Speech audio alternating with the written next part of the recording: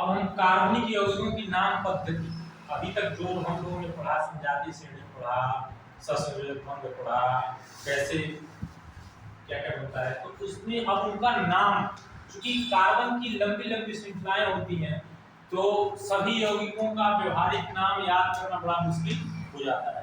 तो उसके लिए एक नियम बना, ठीक है ना, IUPAC नाम पद्धति इसको कहते हैं।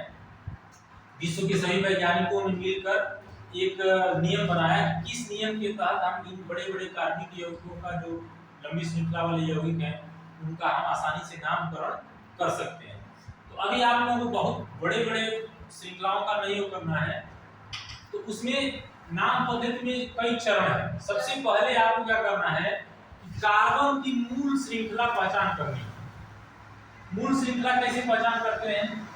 उसमें 3 तरह की श्रृंखलाएं, जैसे एल्केन, एल्कीन और एल्काइन होती है। एल्केन का मतलब मैं बतला चुका हूं कि एल्केन में आपको केवल एकल बंध यदि है, कार्बन परमाणुओं के बीच में एकल बंध है, तो सभी क्या कहलाएंगे?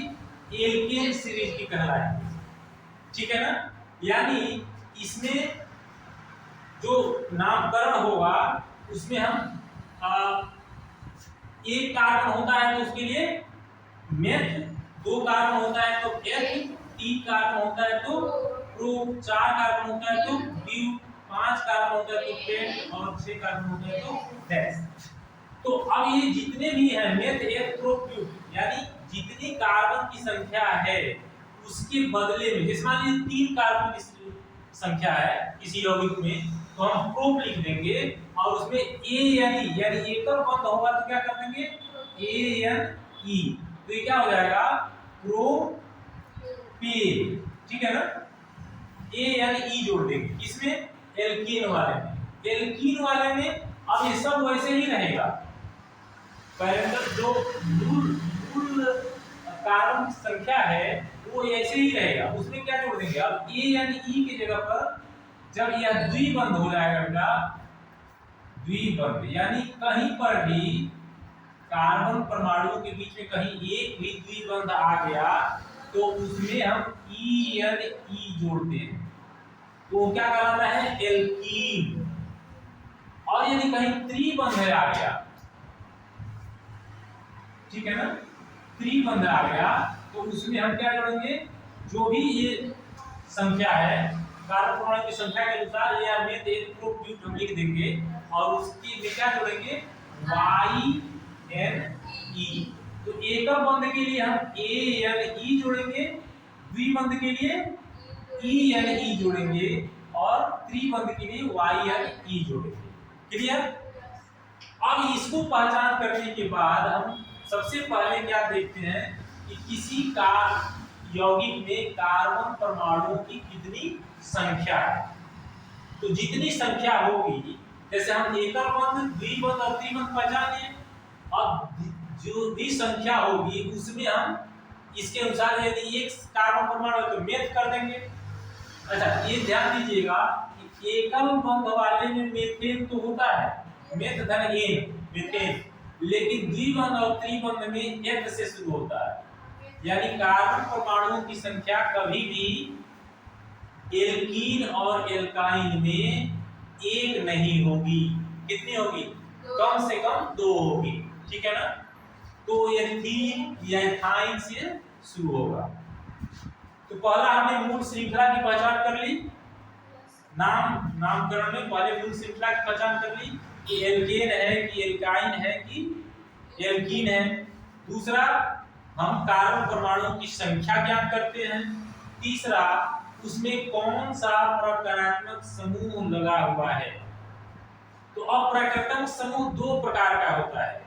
एक प्रकारात्मक समूह होता है जिसको हम मूल नाम के पहले लगाते हैं, जो कार्बन श्रृंखला है, जो यौगिक का नाम है, उसके हम पहले उसका प्रकारात्मक समूह का नाम लगाते हैं। जैसे यदि हाइड्रोजन को हटाकर क्लोरीन, ब्रोमीन या आयोडीन में से कोई जुड़ा हुआ है तो हम उसका नाम क्लोरो ब्रोमो या आयोडो लिखकर उसके बाद से आगे हम लिखते हैं। जैसे अभी आपको मान लीजिए मेथेन है, थोड़ा सा समझिए इसको, मेथेन CH4।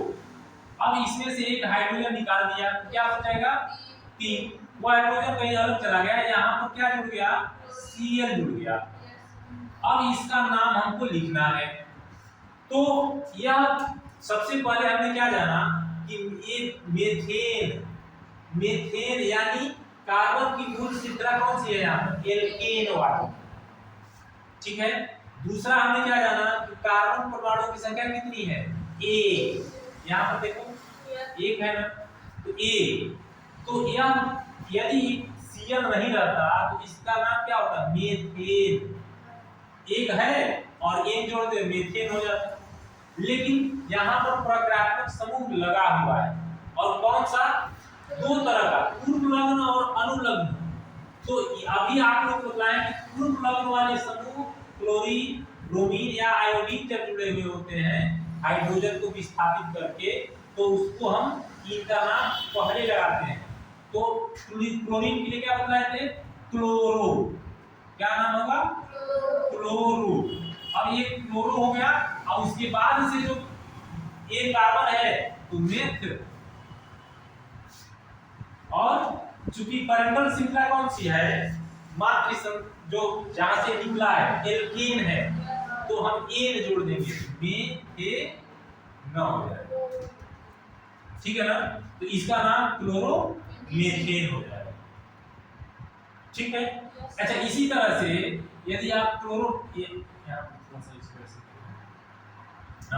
क्लोरोमेथेन हो गया। अब यहाँ पर यदि ऐसे लिखें C3H 3 एक 7, और यहाँ पर जुड़ गया मान लीजिए ब्रोमीन आपका, तो इसका नाम क्या होगा बेटा हाँ, सबसे पहले जब ब्रोमीन क्लोरीन या ये तो पहले यानी पूर्व लग्न है ये सब, तो हम सबसे पहले ब्रोमो लिख लेंगे, फिर देखेंगे पैरेंटल श्रृंखला कितनी है, कार्बन परमाणु की संख्या कितनी है। ब्रोमो कितना है कार्बन 3, 3 के लिए क्या आता है क्या लिखे ऐसे ऑप्शन की जरूरत है, हाँ प्रोप 3 के लिए प्रोप, ब्रोमो प्रोप पे न, क्योंकि C3H यदि Br नहीं रहता तो H8 होता, तो इसकी पैरेंटल श्रृंखला एल्केन है, तो हम ब्रोमो प्रोपेन कर देंगे, ठीक है ऐसे हो जाएगा। अब अनुलग्न वाले,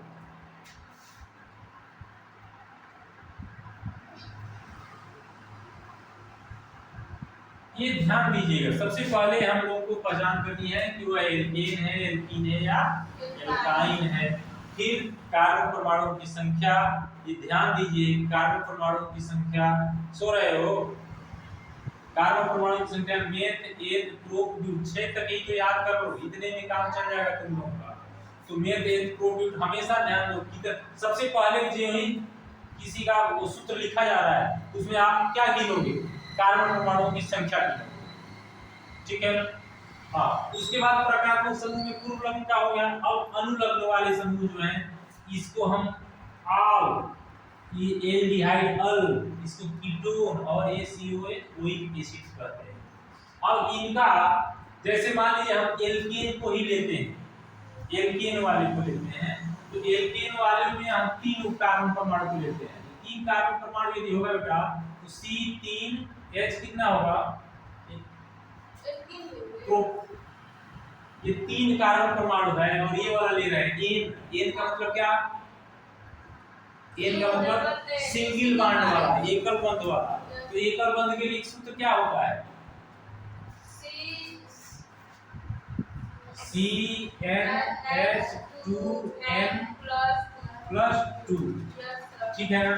तो अब जब कार्बन 3 हो गया तो हाइड्रोजन कितनी हो जाएगी 3 गुना और 2 8 हो गया, समझ आया 8 हो गया। लेकिन यहाँ से एक हाइड्रोजन हट जाएगा, हटेगा ना, प्रकारात्मक समूह जब जुड़ता है तो एक हाइड्रोजन हट जाता है, तो कितना हो जाएगा यहाँ 7। तो अब यदि 7 हो गया और यहाँ पर हम OH जोड़ दिए, मान लीजिए क्या जोड़ दिया, OH जोड़ दिया, तो OH जोड़ दिया तो अब इसकी पैरेंटल श्रृंखला यानी कौन सा होगा, एल्केन होगा, एल्कीन होगा, एल्काइन होगा, कौन सा है, एल्केन है, बिल्कुल। ये ध्यान देना है कि यहाँ पर 3 दूना 6 यानी 2 से दुगने से अधिक है, कितना अधिक है, दुगने से 1 अधिक है, तो एक हाइड्रोजन यहाँ से हट गया है और उसके जगह पर जुड़ा है, तो यह कौन सा हो गया, एल्केन वाले, यानी ANE जोड़ेंगे, तो इसमें क्या होगा, पर C का कितना है, कार्बन परमाणु की संख्या कितनी है, तो क्या नाम होगा, प्रोपेन होता यदि OH नहीं रहता तो, लेकिन जब OH जुड़ गया है तो उसमें आल जुड़ जाता है, प्रोपेनाल हो जाता है। एक्चुअल में इसको इंग्लिश में यदि लिखोगे तो ज्यादा समझ में आएगा, PROPANE, प्रोपेन होता है जब 8 रहता तो, लेकिन जब OH जुड़ गया तो उसके लिए हम क्या जोड़ते हैं, आल जोड़ते हैं, OL जोड़ देते हैं, OL जब जोड़ते हैं तो यह E हट जाता है, लास्ट वाला E हट जाता है और यहाँ पर OL जुड़ जाएगा, तो यह हो गया प्रोपेनॉल, ठीक है। इसी पर मैं बता दूं कि यदि मान लीजिए OH की जगह पर, यहाँ OH की जगह पर CHO जुड़ जाता, इसको हम क्या कहते हैं का, OL जोड़ देते हैं, इसमें OL, इसमें क्या जोड़ते हैं, AL, इसमें क्या जोड़ते हैं, ONE, और इसमें OIC एसिड। तो ये याद रखिए, इंग्लिश में मतलब OL, AL, ONE, OE, और हिंदी में लिखने के लिए आल को ऐसे करते हैं। अब मान लीजिए हमको यहाँ पर क्या जोड़ देना है, CHO जोड़, ये वाला CHO जोड़, तो अब देखिए यहाँ पर CHO जोड़ दिया, अब यहाँ पर क्या होगा बेटा, ये चूंकि कार्बन, अब प्रोपेनॉल लिखने के लिए यहाँ पर 2 और 2 दूना 4 5, यही ना होगा भाई, दुगना से अधिक हाइड्रोजन है तो कहां पर होगा, वो एल्केन वाले, या बराबर है तो एल्कीन हो जाए, और कम है तो एल्काइन, ठीक है। तो अब यहाँ पर पहले समझिए कि यह एल्केन वाला ही है, तो कितने परमाणु है यहाँ पर, लेकिन CHO के साथ भी 1 है, तो यहाँ पर हम इसको भी जोड़ लेते हैं बेटा, तो कितने परमाणु हो गए कार्बन के 3 हो गए, और 3 के लिए हम प्रोपेन ही तो लिखते हैं, लेकिन अब ये प्रकारात्मक समूह या क्रियात्मक समूह CHO जुड़ा हुआ है, इसलिए यहाँ पर AL जुड़ेगा, ये वाला AL, तो हम इसको प्रोपेनल जोड़ देते हैं हिंदी में, और यहाँ पर O की जगह पर क्या जुड़ जाएगा बेटा, A जुड़ जाएगा, तो ये प्रोपेनल हो जाएगा, ऐसे हम नाम लिखेंगे, ठीक है। तो इसको आप अभी इसके पूरा लिखवाएंगे, पहले समझ लीजिए, उसके बाद से आपका कीटोन मान लीजिए जोड़ना है, तो कीटोन का एक उदाहरण दिया है, देखिए सबसे पहले आप ध्यान दीजिए कि इसमें हम एक एकल बंद इधर लगाएंगे, यानी इसके बाद कुछ भी नहीं जुड़ेगा, यहाँ पर भी CHO के बाद कुछ नहीं जुड़ेगा, ये CHO के बाद कुछ नहीं जुड़ेगा, लेकिन यहाँ पर इधर भी है और इधर भी है, सिंगल सिंगल बार, इसका मतलब इधर भी कार्बन की जुड़ेगी श्रृंखला और इधर भी जुड़ेगी, तो कम से कम एक कार्बन तो जुड़ेगा ही कीटोन में, एक कार्बन जुड़ेगा ही, तो कीटोन के लिए कम से कम 3 कार्बन तो होने आवश्यक ही है, समझ रहे हो ना। कीटोन कोई बनेगा तो एथेनोन नहीं बनता है, जैसे अभी मैंने बताया ना कि इसके लिए और इसके लिए 2 जरूरी है, उसी तरह से यदि कीटोन समूह है तो वहां पर कम से कम 3 कार्बन परमाणु होंगे इसको लेकर। तो अब इसको समझिए,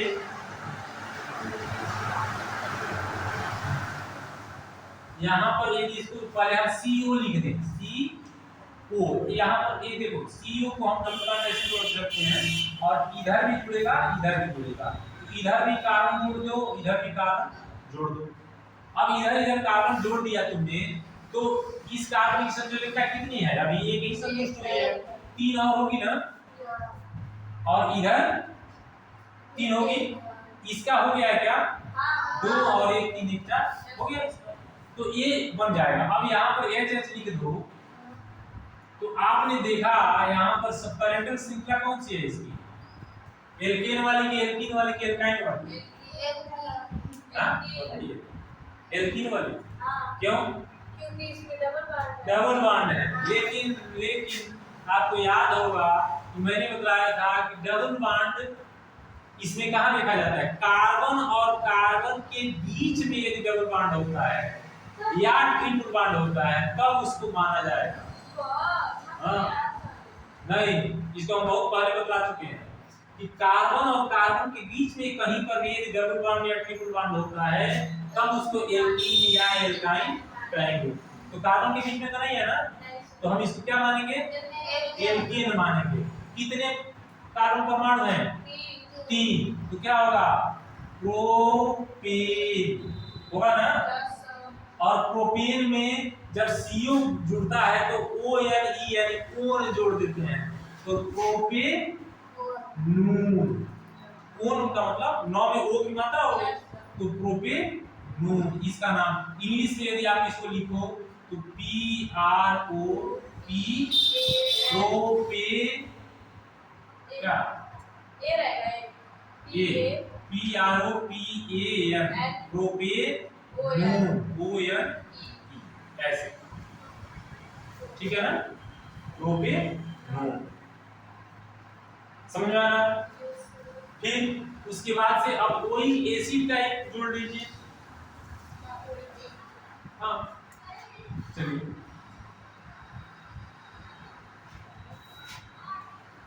अब किसके साथ जोड़े ओइक एसिड को? देखिए ओइक एसिड को हम 2 के साथ जोड़ते हैं, बाकी एक के साथ होता है। एक होता है, एक के साथ वहां पर सिर्फ H जुड़ जाता है, COOH।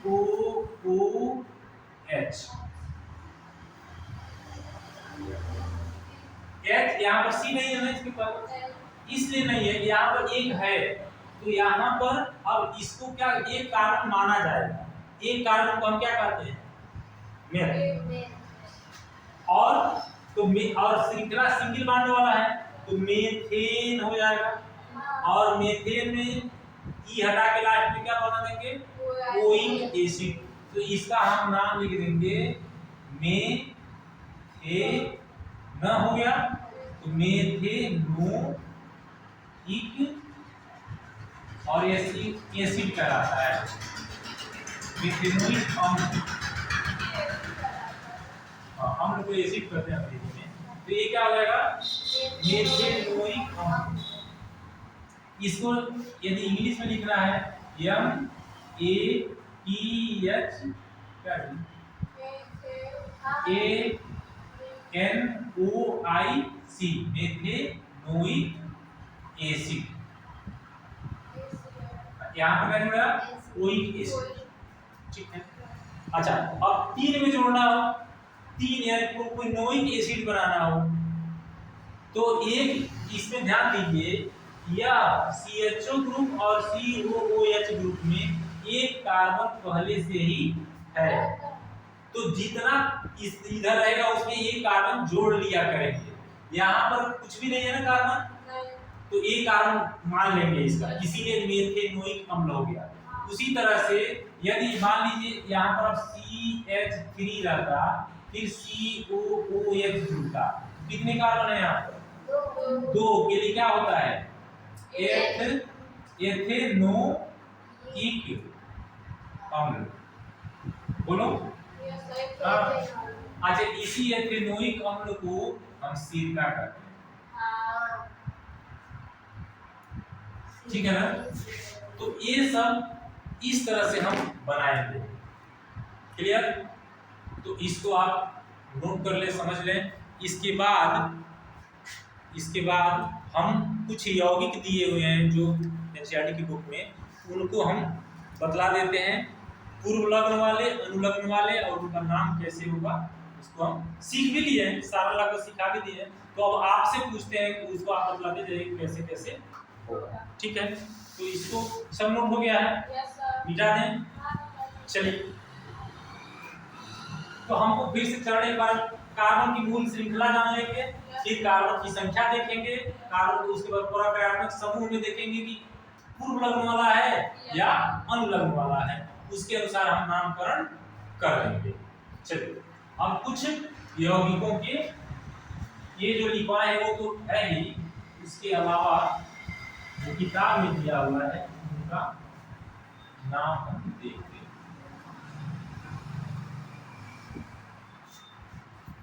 चलिए,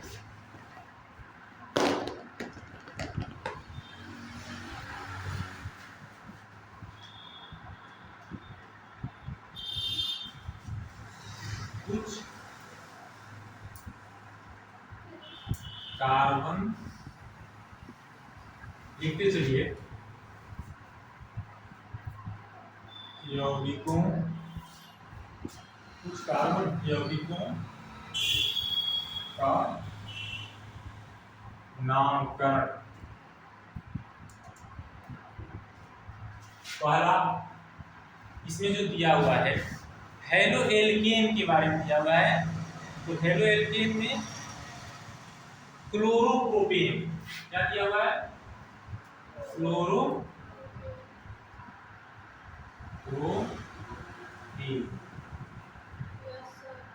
अब इसका क्लोरोप्रोपेन का यदि हमको संरचना सूत्र बनाना हो या सूत्र लिखना हो तो क्या लिखेंगे बेटा? देखिए प्रोपेन है ना, तो प्रोपेन, अच्छा ये क्लोरोप्रोपेन ये पूर्व लग्न वाला है, तो क्लोरो का मतलब Cl जुड़ा हुआ होगा, एक हाइड्रोजन को हटाकर। प्रोपेन का मतलब क्या हुआ, कितना कार्बन होगा? 3, तो C3 और H कितना हो जाएगा? 7, क्योंकि एक H तो ये हटा दिया है, तो 3 × 6 7 Cl, यह हो जाएगा इसका सूत्र। अब इसको यदि आप चाहें तो इसको क्या कर सकते हैं, संरचना सूत्र में बदल सकते हैं। कैसे? C 3 कार्बन हो गए, 1 2 3 4, 1 2 3 4, 1 2 3 4, इसका क्या हो गया? अब एक जगह केवल Cl जुड़ेगा, तो हम यहाँ पर मान लीजिए जोड़ देते हैं, बाकी सब जगह क्या होगा? H होगा।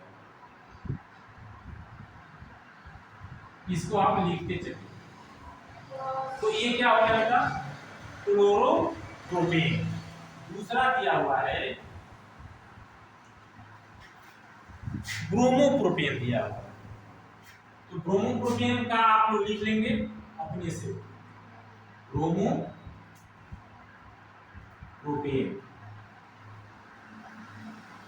इसमें क्या दिक्कत है? कोई दिक्कत नहीं है, यही होगा, सिर्फ Cl की जगह पर क्या हो जाएगा? Br हो जाएगा, और यहाँ पर भी Br हो जाएगा, ठीक है। तीसरा क्या दिया हुआ है? तीसरा दिया है अब अनुलग्न वाले एल्कोहल सीरीज में प्रोपेनॉल,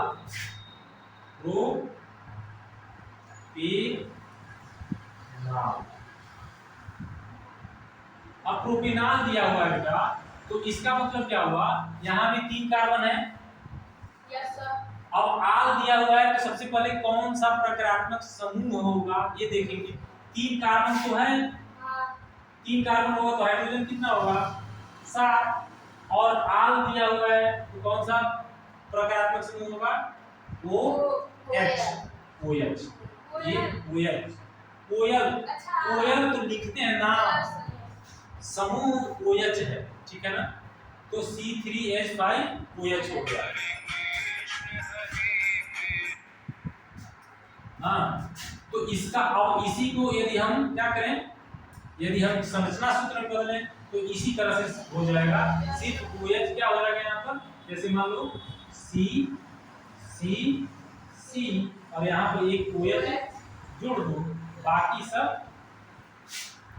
हाइड्रोजन से जोड़ दो, ये क्या हो जाएगा? हाइड्रोजन से जोड़ोगे तो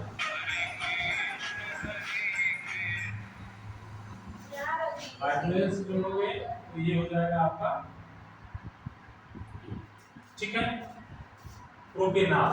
अब चौथा जो दिया हुआ है वह है एल्डिहाइड। तो एल्डिहाइड में कौन सा यहाँ पर प्रोपेनॉल दिया हुआ है, एल्डिहाइड ग्रुप का प्रोपेनॉल। अब प्रोपेनॉल का मतलब कौन सा ग्रुप जुड़ता है यहाँ पर? एयर तो जुड़ता है, लेकिन ये जैसे OH यहाँ जुड़ा हुआ है तो वहां पर कौन सा है? एल्डिहाइड के लिए एल्डिहाइड का याद करो CHO जुड़ेगा। तो प्रोपेनॉल में यहाँ पर कार्बन, अच्छा अब चूंकि ध्यान दीजिए यहाँ पर हम क्या जोड़ रहे हैं? CHO जोड़ रहे हैं, ध्यान दो। तो एक C तो पहले से ही है, तो और कितने C की जरूरत है? 2 की। तो यहाँ पर हम सिर्फ 2 वाला लिखेंगे, तो 2 गुना 4 1 5, तो C2H5 CHO। इसको हम क्या बनाएंगे? इसको क्या लिखते हैं? प्रोपेनॉल। और इसका यदि हम कोई वो संरचना सूत्र बनाना है तो हम क्या करेंगे? 2 का ही वो करेंगे ना। जैसे देखो इसको हम ऐसे बनाते हैं, यहाँ पर 2 कार्बन परमाणु हो गए और एक से CHO जुड़ा हुआ है डायरेक्ट। तो अब इसका 1 2 3 1 2 इसका हो गया पूरा, हो गया कि नहीं? इसका 4 हो गया ना, इसका भी 4 हो गया। बस H H H H, ठीक है। पांचवा एल्डिहाइड हो गया। अब दिया हुआ है कीटोनिक, इसको नोट कर लीजिए, मिटा दें हम पूरा। चलिए कीटोन में क्या दिया हुआ है? प्रोपेनोन। प्रोपेनोन का मैं बतला चुका हूं ना, प्रोपेनोन का मैं अभी बतलाया प्रोपेनोन। अच्छा ये आप जब प्रोपेनोन का मतलब यहाँ भी 3 कार्बन होगा, 3 कार्बन होगा, लेकिन जब सूत्र आप जानते हो तो इस क्या होता है? C डबल बॉन्ड O और दोनों तरफ ये रहता है, तो इसका मतलब एक इधर कार्बन हो जाएगा, एक इधर कार्बन हो जाएगा। तो यहाँ पर C और यहाँ पर C, तो इसको पूरा करने के लिए 1 2 3, इसको भी पूरा करने के लिए 1 2 3, कितने हो जाएंगे? हाइड्रोजन की संख्या या तो यहाँ संरचना सूत्र पहले ही बन गया। अब इसको यदि आपको बनाना है, यानी अणु सूत्र इसका लिखना है, रासायनिक सूत्र लिखना है, तो देखो C ऐसे देखो CH3 COCH3, ये हो CH3 ये, फिर CO और फिर CH3, क्योंकि CO के दोनों तरफ बताना है ना कि C जुड़ेगा, तो इसका नाम क्या हो गया? प्रोपेनोन। ठीक है। अब एक कार्बोक्सिलिक अम्ल है, एक और ग्रुप है इसमें, छठवां, इसको मिटा दें। ऊपर वाला, चलिए ऊपर वाला मिटा देते हैं।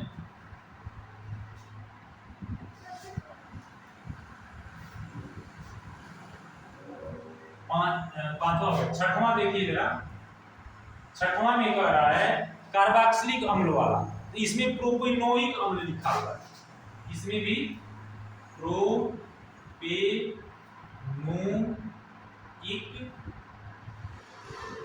अम्ल, प्रोपेनोइक अम्ल। अब जहां पर अम्ल आ गया बेटा, समझो पहले बात लिख लेना, जहां पर अम्ल आ गया इसका मतलब क्या हुआ?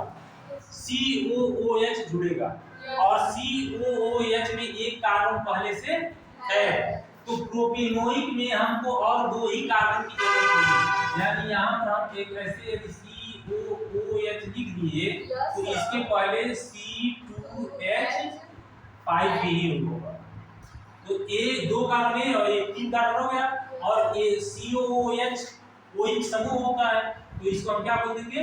प्रोपेनोइक अम्ल। और इसको यदि हम इस तरह से संरचना सूत्र बनाना चाहें तो 2C1 और इससे ये COOH जुड़ गया है, इसको 1 2 3 1 2 3 ऐसे करो, H H H H H COOH क्या हो गया? प्रोपेनोइक।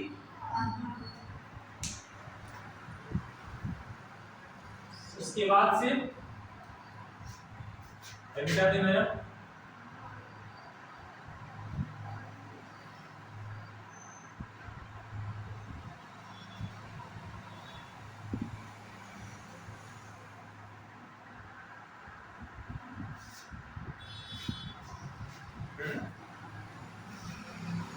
सातवां दिया हुआ है बेटा, सातवें में अब एल्कीन और एल्काइन सीरीज का दिया हुआ है। इसका मतलब क्या हुआ, बदला ही देना पहले। एल्कीन में क्या हो जाएगा, कम से कम डबल बॉन्ड एक, और एल्काइन में एक ट्रिपल बॉन्ड। अब यहाँ पर दिया हुआ है प्रोपीन लिखना है। क्या लिखना है? प्रोपीन। इसमें कितने कार्बन परमाणु होंगे?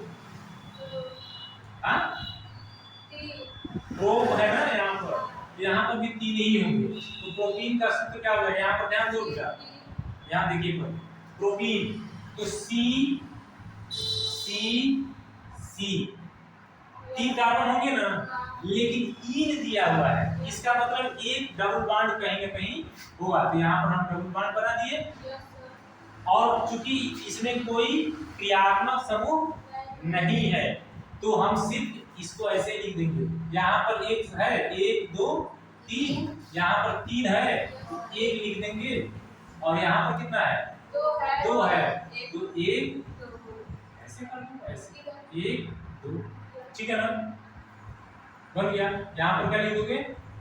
H, यहाँ H, यहाँ H, यहाँ हो गया, यह भी H, यह भी H। अब इसको, ये तो क्या हो गया, समझना सूत्र हो गया। अब इसको एक साथ लिखना हो तो क्या करोगे? C3H6। इसका आप ध्यान दो कि एल्कीन के लिए जो सामान्य सूत्र होता है वह CnH2n तो होता है, माइनस नहीं होता है, माइनस आइन में होता है। तो ये क्या हो गया? C3H6 3 गुना 6, ये हो गया, ये हो गया प्रोपेनॉल। दोनों को मिटा दें।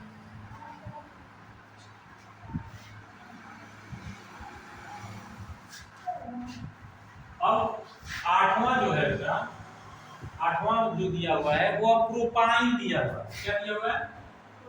प्रोपाइन। अब प्रोपाइन दिया हुआ है तो प्रोपाइन कैसे होगा? इसमें भी अब पहले ध्यान दो, प्रोप है ना, इसका मतलब कितने कार्बन? 3 कार्बन। और 3 कार्बन लिखो, 1 2 3। आइन है तो कहीं ना कहीं 2 कार्बन परमाणुओं के बीच में ट्रिपल बॉन्ड होगा। तो हम एक बना देते हैं यहाँ पर, ऐसे ट्रिपल बॉन्ड हो गया। अब बाकी उसकी संयोजकता को संतुष्ट करा देना है।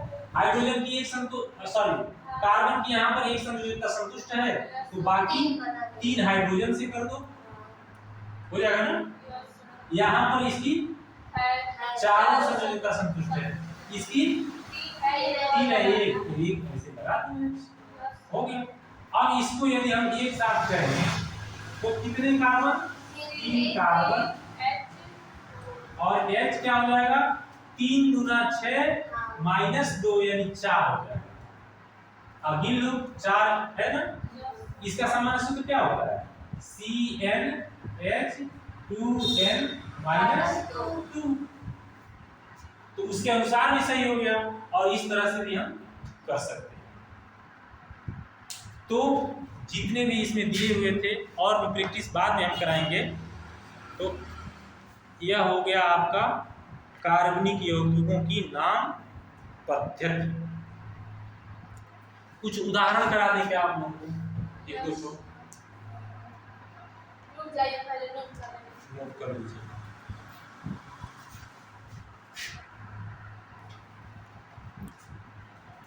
अब जो बेटा आप लोगों को 2-3 क्वेश्चन दे रहे हैं जिनका नाम आपको लिखना है।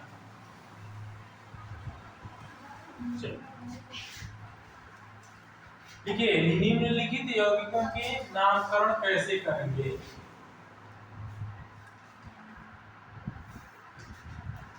निम्नलिखित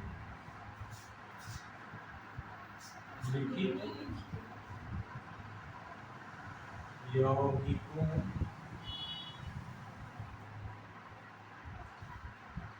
का नामकरण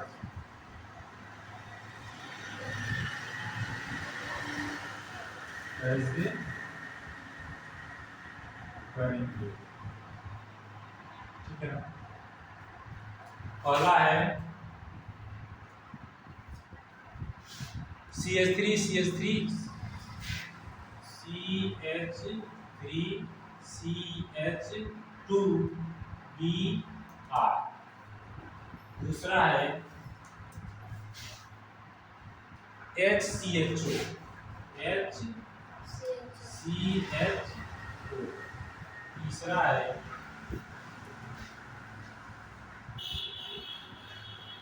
एक दो तीन चार पाँच छः सी सी सी सी सी। एक दो तीन चार पाँच छः कहाँ पर दिया हुआ? लास्ट वाले में दिया हुआ है। अब यह दिया हुआ है एक दो तीन चार एक दो तीन चार एक दो तीन चार चार और एक H। ये सब H होगा।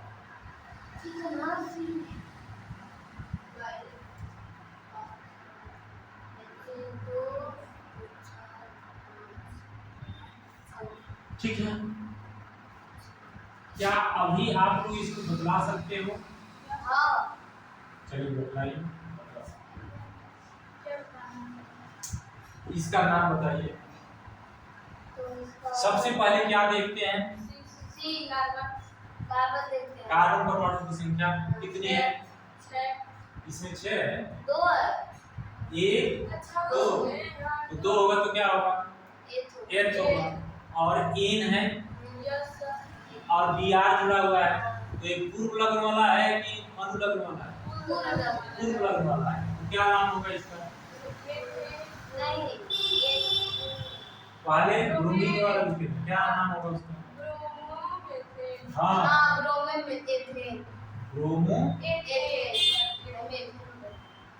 Bromo ethane. चलिए दूसरा देखिए। ये अनुलग्न वाला है CHO। क्या जुड़ता है? CHO के लिए क्या जोड़ते हैं? तो कौन सा समूह है? एल्डिहाइड समूह है। तो क्या जोड़ते हैं? पेरेंट्स जो है उसमें E हटा। पहले कितने कार्बन परमाणु हैं? एक। तो क्या होगा? मेथेन होगा। और CHO के लिए क्या जोड़ते हैं? Al जोड़ते हैं। अल। तो यहाँ पर क्या नाम होगा? में हो गया। आप ल जोड़ देंगे मेथेन। इसका देखिए पहले, उसके बाद देखिएगा। अब इसमें देखिए क्या कोई प्रकार्यात्मक समूह है? नहीं है, लेकिन ट्रिपल बॉन्ड है। तो सबसे पहले हम क्या देखेंगे? कितने कार्बन परमाणु हैं? कितने हैं? 6 हैं। तो 6 के लिए क्या लिखते हैं? हेक्स। अब हेक्स है और एक ट्रिपल बॉन्ड है। तो ट्रिपल बॉन्ड के लिए YNE यानी आई जोड़ते हैं। हेक्साइन। हाँ हेक्साइन। इसको हम हेक्साइन बोलेंगे या 1 हेक्साइन भी बोल सकते हैं। चलिए छोड़िए। तो इस तरह से आप कोई भी सूत्र यदि दिया हुआ है कार्बनिक यौगिकों का तो आप आसानी से उनका नामकरण कर सकते हैं।